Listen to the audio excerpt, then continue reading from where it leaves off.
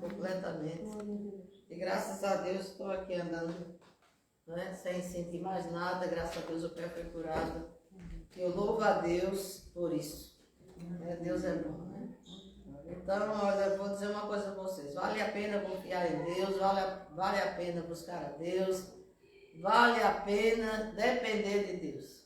Porque Ele nos promete responder quando nós clamamos a Ele, né? Há um texto lá em João que diz assim: nada tendes porque não pedis. Pedis e recebereis para que o vosso gozo seja completo. Não é pedir para se exibir, não é pedir para se mostrar para as pessoas, mas é pedir para a glória de Deus, né? Eu disse para Deus: Deus, o meu corpo é teu, esse pé também é teu, então eu confio em que você entra com a tua provisão, entra com a tua cura. Eu não posso andar desse jeito que eu estou andando, porque já está me atacando no joelho. Eu estava sentindo dores terríveis no joelho. Começou a artrite aqui do joelho, que está inchado o joelho. Eu estava andando de ponta de pé, estava afetando o joelho. Então, graças a Deus que Deus entrou com providência, e eu estou aqui para agradecer a Deus por todas as suas maravilhas, né? Grandes coisas tem feito o Senhor por nós, e por isso nós estamos alegres. Glória a Deus. Como as irmãs sabem, né? Não tem homem aqui, então como as irmãs sabem, nós estamos estudando sobre santidade, não é? Santidade. Já falamos sobre santidade pessoal, não é? Que é algo que Deus coloca diante de todos nós, de toda a igreja. A palavra de Deus diz: sede santos, porque eu, o Senhor, sou santo. Jesus lá em Mateus diz: sede vós perfeitos, como é perfeito o vosso Pai está no céu. Né? Então, perfeição quer dizer santidade. E aí vem a pergunta: o que é santidade? Santidade é ser dominados pelo Espírito Santo de Deus e não pela carne. Quando nós somos dominados pela carne, nós damos lugar ao inimigo das nossas vidas. Nós damos lugar a Satanás. E a Bíblia diz: não deis lugar ao diabo. Não deis lugar. Quando eu deixo a minha carne prevalecer, eu estou dizendo a Satanás: bem-vinda. Toma o teu lugar na minha vida. Né? Mas quando nós somos dominados pelo Espírito Santo de Deus, aí a coisa muda. Porque o Espírito toma o seu lugar. Né? E ele controla o nosso eu, a nossa vontade, ele controla toda a nossa vida. E nós então podemos afirmar: eu sou santo. Não vivo eu, mas Cristo vive em mim. Amém? Amém. Então nós já estudamos, deixa eu ver aqui o que nós já estudamos. Nós estudamos sobre santidade como algo sendo um imperativo de Deus, e como Deus trata a santidade hoje, não é? E também as armas que Ele nos dá para que nós possamos ser santos.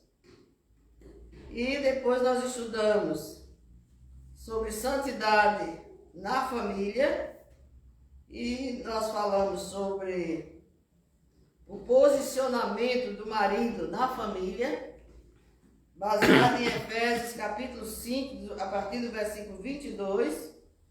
E hoje eu gostaria que nós pensássemos sobre a mulher, né? A mulher. Qual é o papel da mulher no lar como uma mulher santa, certo? Como uma mulher salva, uma mulher remida pelo sangue de Jesus. Então nós vamos ler aqui em Provérbios 14:1 e vamos basear aquilo que eu quero falar para vocês em Provérbios. 14:1 diz assim: toda mulher sábia edifica a sua casa, mas a tola derruba com as suas mãos. Amém? Queridos, quando nós juntamente juntamente com o nosso marido, estamos à frente do lar, então, em primeiro lugar, é importante que os dois caminhem na mesma direção, com o mesmo objetivo, com a mesma visão. Um não pode pensar, eu vou para esse lado e você vai para aquele outro. Não existe isso. Uma das coisas que a gente tem verificado em algumas culturas é que o homem vai trabalhar em certo lugar e não volta mais, né? Fica lá anos e anos e anos e anos e depois nunca mais volta e você sabe, então alguma coisa está errada. Porque quando Deus escolheu a mulher, vamos lá para Gênesis, escolheu aliás o homem, Adão, nós vemos aqui em Gênesis capítulo 2, Gênesis capítulo 2,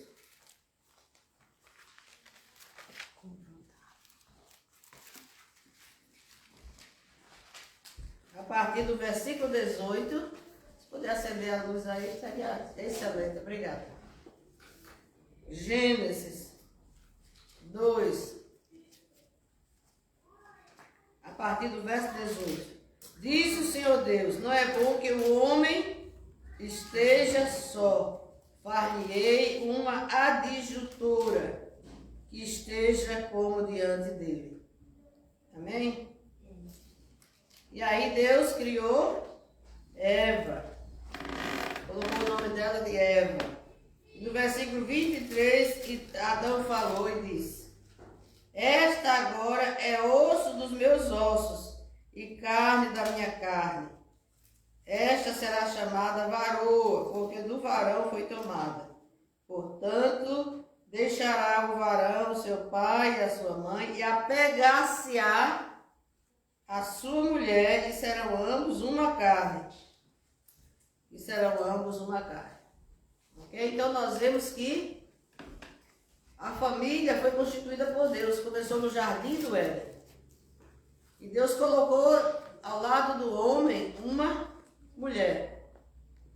E diz a palavra que Deus disse, não é bom que o homem esteja só.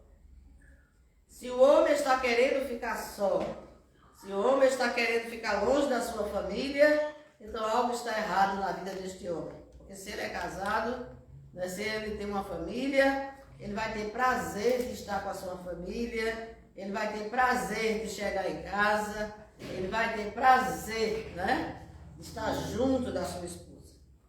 E diz a palavra aqui que é o seguinte, far-lhe-ei uma adjuntora. O que é isso? A adjuntora, alguém que vai estar do seu lado, alguém que é tirado do seu lado, foi tirado do seu lado, da costela de Adão. Da costela de Adão ele fez Eva. Então isso significa, amados, que ela saiu de debaixo do braço dele para ser protegida por ele, para ser amada por ele, para estar junto dele, para ser companheira, para ser amiga, né? Para ser aquela que o apoia, o encoraja, o anima. Então Deus criou a mulher com essa finalidade. Ele não tirou a mulher do pé, não, ele tirou de debaixo para ser amada, para ser protegida. Tirou do lado do homem. Amém? Se ele tivesse tirado do pé, então o homem teria toda a razão para pisar a mulher, não é verdade? Mas não foi para isso que Deus criou a mulher, para ser pisada, para ser humilhada, para ser rejeitada. Deus a criou para ser amada. E Deus a fez com o propósito de estar ao lado do marido, encorajando, levantando, né, ali ao seu lado. E ele para amá-la. Em Efésios, deixa muito claro o apóstolo Paulo, escrevendo aos Efésios, capítulo 5, 22 em diante. Ele diz assim, maridos, amai as vossas mulheres como Cristo amou a igreja. Como é que Cristo amou a igreja? Como é que Cristo amou? Diz que ele se entregou por ela. Então quem ama se entrega. É um amor, esse amor aí, amados, na língua original quer dizer um amor sacrificial. Um amor que está pronto a dar a sua própria vida em favor da sua esposa. Aconteça o que acontecer com a sua esposa, ele vai estar ao lado dela, acompanhando-a, protegendo-a, amando-a, dando para ela tudo aquilo para o qual Deus o constituiu marido. Amém? Ele é o cabeça da família. Ele é quem dirige a família. E a mulher é aquela que recebe dele, né, as instruções, a direção. O homem, quando deixa a casa, sai de casa e deixa toda a responsabilidade na mão da esposa, ele não está sendo um homem santo. Ele não está sendo um homem santo. Porque o homem santo, né, ele segue a palavra de Deus. Ele segue as instruções de Deus. E ele faz exatamente como Deus lhe orientou. Mas também tem uma palavra, que é essa que nós queremos falar nesta tarde para mulheres. E vós, mulheres, Efésios 5, 22 e diante, vós, mulheres, sede submissas aos vossos maridos. Sede submissas, porque ele é o cabeça da família, assim como Cristo é o cabeça da igreja. Então o apóstolo Paulo faz um paralelo, né? Ele usa a igreja como mulher, Cristo como um esposo ou noivo. Então essa mulher igreja, ela tem que ser sujeita, ela tem que ser submissa ao cabeça, que é Jesus. Assim também, né? Aí ele compara com o casamento. Assim também, a mulher deve ser submissa ao seu marido, porque ele é o cabeça da família. Não é para ser subjugada, não é para ser maltratada, não é para ser humilhada, não é para ser rejeitada, não é? Não, isso não é submissão. A submissão da mulher é andar na mesma direção do marido, deixando ele na frente tomar as decisões, deixando ele na frente, não é? Orientando em todas as coisas. Isso não quer dizer que ela também não pode estar à frente. Se ele delega para ela, se ela conversa com ele e eles chegam a um acordo, vamos dividir as tarefas? Então nós vamos fazer juntos, né? Então, a minha responsabilidade como marido, como já foi falado, eu sou o sacerdote espiritual da família, mas eu estou te dando autoridade para você ensinar as crianças a palavra de Deus. Eu estou te dando autoridade para você fazer o culto doméstico, porque eu já sei que chego cansado do trabalho, né? Não tenho o tempo suficiente, mas você está em casa, então você pode ver o que é que você pode ensinar às crianças, o que é que elas precisam aprender da palavra de Deus. Então vocês estão me acompanhando? Então é isso, não significa que você não pode fazer nada, não significa que você não pode dar nenhum passo sem perguntar ao seu marido. Não, os dois estão juntos, caminhando na mesma direção. Por que é que Deus colocou nas mãos dos homens ser o cabeça da igreja? A Bíblia diz que primeiro foi feito Adão e depois foi feito Eva. Certo? Então é uma como é que se diz? Como se fosse uma hierarquia, né? Assim como no céu os anjos são uma hierarquia, né? Então, amados, Deus está nos dizendo, eu não estou tirando, mulher, o seu direito de ser mulher, de ser abençoada, de ser livre. Eu estou apenas livrando você de muito mais canseira, né? Porque o que é que acontece muitas vezes? O marido não está nem aí. Ele chega, quer saber se a comida está pronta, come, senta, vai ver o jogo, não está nem aí. Às vezes nem conversa com os filhos, nem procura saber como foi o dia deles, não sabe o que é que está acontecendo. E muitas vezes, quando sabe o que está acontecendo, pega um pau e sai correndo atrás dos filhos dentro de casa e parte num e parte no outro, e os filhos correndo para debaixo da cama, né? Então, muitas vezes, o pai é um bicho-papão. E as crianças ficam com medo, né? Com receio. Olha, já está na hora, o pai está quase chegando. Todo mundo fica assim, morrendo de medo. Em vez de ser um pai amigo, em vez de ser um pai compreensivo, em vez de ser um pai que senta, conversa e procura saber como é que estão as coisas, está ali só para castigar, só para maltratar. E com isso a mulher também sofre, né? A mulher também sofre. E muitas vezes, em algumas situações, quando as crianças se comportam de maneira, né, na desobediência, então ele culpa a mãe. Aí ele está assim por causa de você. Está assim porque você não ensina. Está assim porque você não está nem aí.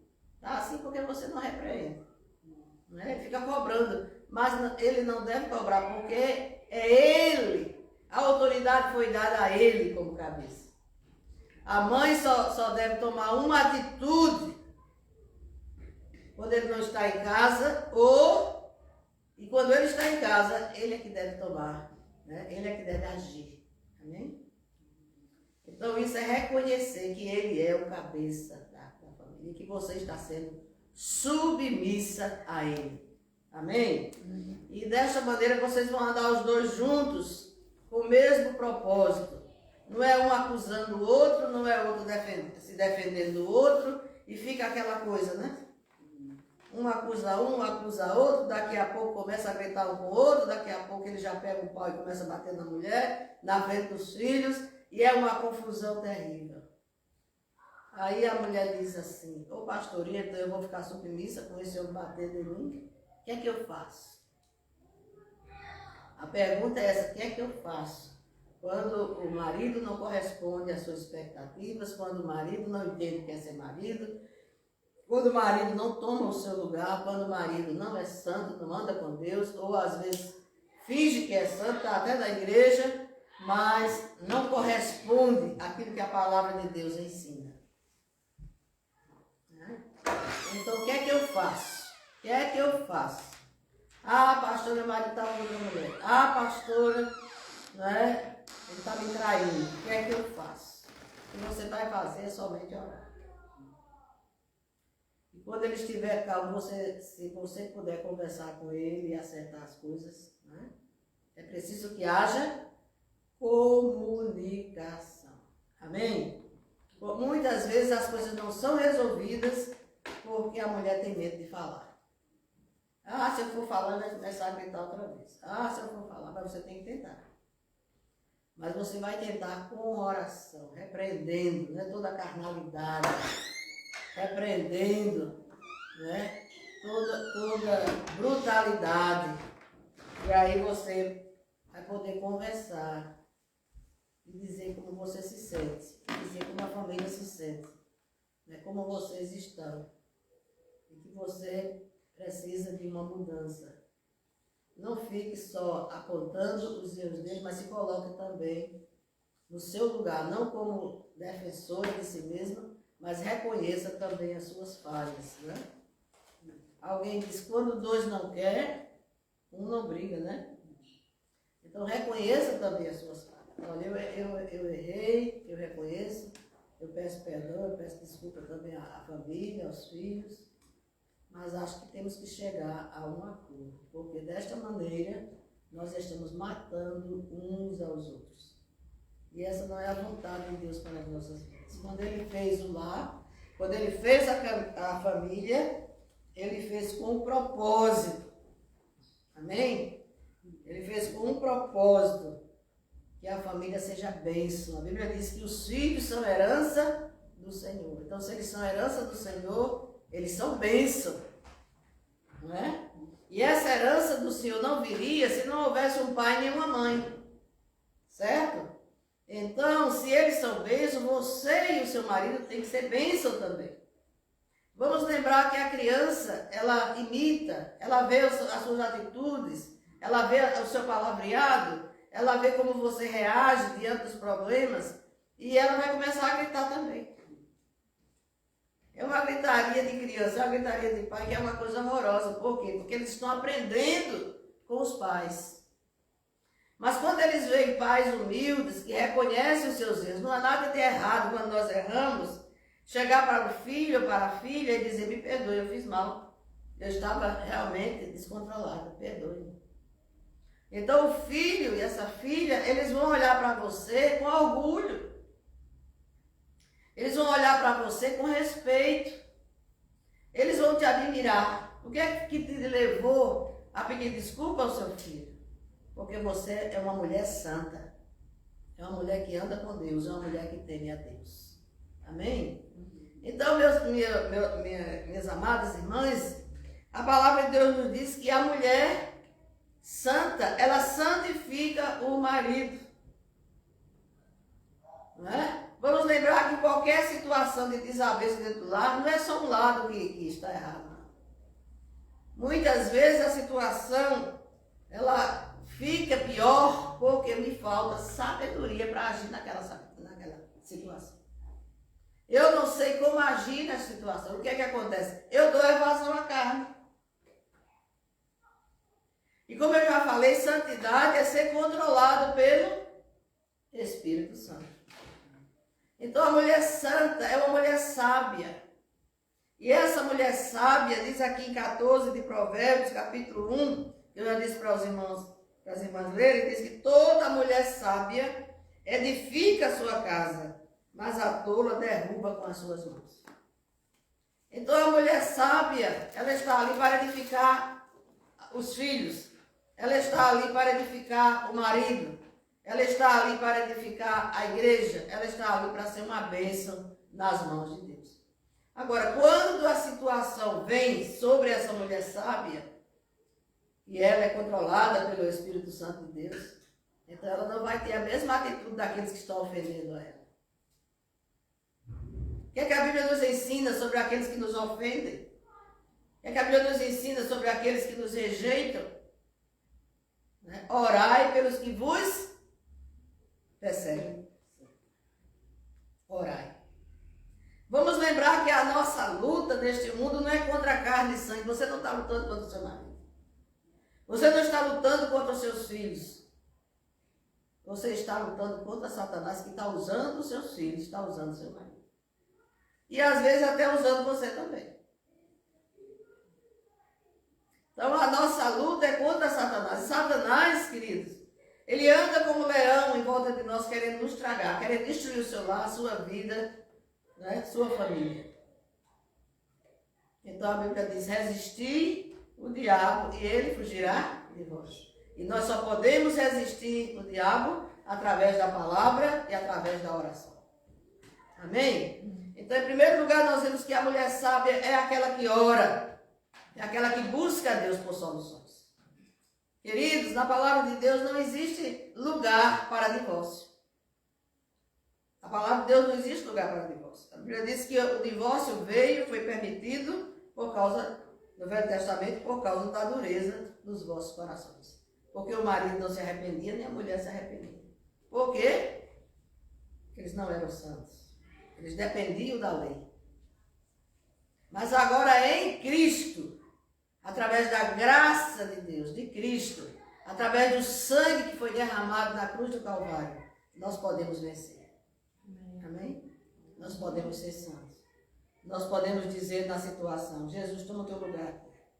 Eu rejeito toda a atitude carnal. Eu rejeito toda a atitude do meu marido. Eu repreendo toda a força contrária na vida dele, na vida dos meus filhos. Nesta casa está repreendido. Toma o teu lugar, Jesus. E ele vai tomar o seu lugar. Amém? Amém. Agora, queridos, é claro que há situações, você diz, então, pastor, como é que pode? Às vezes a gente ora e Deus não nos socorre, e o homem está batendo na mulher, e o homem está cortando a orelha dela, e o homem está, fazendo, pintando miséria dentro de casa. E agora, pastor, o que é que a gente faz? Então há situações que realmente é sair mesmo, é fugir. É fugir. Não é? Mas quando a gente não pode, não consegue controlar de jeito nenhum, então saia. Então se ele quer divorciar, então divorcia. Mas a única razão que Deus deu para o divórcio é o adultério. Mas por outro lado ele diz, quem casar com a mulher repudiada, com a mulher que foi adulterada, que foi abandonada pelo marido, está cometendo adultério. Então você divorcia e não pode casar outra vez. A não ser que seja por algo muito extremo. Certo? Cada situação é uma situação. Eu tenho uma amiga lá no Brasil, que ela casou e 2 dias depois descobriu que o marido era gay. Então, queridos, há situações. E situações. Então ela teve que divorciar. E casou outra vez. E agora está bem. Pelo menos é o que aparenta, Porque a gente, quando começa a analisar muitos por aí que divorciam e casam outra vez, depois você vai ver que parece que a coisa continua do mesmo jeito ou pior. Porque o que acontece, irmãos, é que Deus muitas vezes usa circunstâncias na nossa vida, até permite você casar com uma pessoa que aparentemente é uma pessoa crente, é uma pessoa de Deus, é uma pessoa que está na igreja, e depois que casa, começa a revelar o outro lado. Aí você diz, mas meu Deus, eu orei, eu te busquei, tu me deste confirmação. E por que está acontecendo isso? O que é que se passa? Então, Deus muitas vezes permite na nossa vida situações para trabalhar no nosso caráter, para trabalhar na nossa vida. Porque há situações na nossa vida que só o barro sendo amassado é que ele vai ser transformado em um vaso. E é exatamente isso que Deus ensina através do profeta Jeremias, né? Mostrando ali, ele foi no lugar onde se fazia vasos, e ali ele ficou olhando, né? Como é que chama a pessoa que faz vasos? Oleiro. Ficou olhando ali o oleiro fazendo vasos e vasos e vasos. E Deus disse, olha, assim sois vós nas minhas mãos, diz o Senhor dos Exércitos. Amém? Então aquele barro é amassado, depois muitas vezes quando vai fazer o vaso ainda tem pedra, vamos desfazer outra vez, e fica faz, desfaz, até que o barro esteja perfeito, para que ele seja feito da maneira como ele deve ser. Senão, ele vai quebrar, ele vai rachar. Se você não se deixa trabalhar na sua vida, você vai ter muitos problemas, porque vai haver rachaduras, vai haver pedrinhas, vai haver coisas na sua vida que ainda vai impedir o mover de Deus completo na sua vida. Certo? E Deus vai continuar te levando pelo mesmo caminho. Né? Eu lembro de ouvir de uma certa pessoa, aliás, eu não ouvi, eu li um livro que eu estava lendo, e o autor deu um exemplo de um jovem que dizia sempre, quando eu casar, eu não quero ninguém como a minha mãe. Ela fala o tempo